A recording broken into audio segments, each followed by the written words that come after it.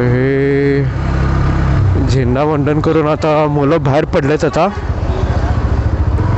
हे बघा. तर आता मला पण आता शाळेची आठवण आले. त्या टायमाला पण आपण याच टायमाला घरी जायचो. 26 जानेवारी असो की 15 ऑगस्ट असो, सकाळी लवकर जायचं शाळेला 7 वाजता. 7 ते 9 9:30पर्यंत प्रोग्राम चालायचा. पण 9:30 वाजता म्हणजे घरी असायचो. आणि त्या टायमाला ना टी व्हीवरती खूप सारे प्रोग्राम चालायचे. 26 जानेवारी 15 ऑगस्टला मूवी पण लागत होते. पण गेले ते दिवस, राहिल्या फक्त आठवणी.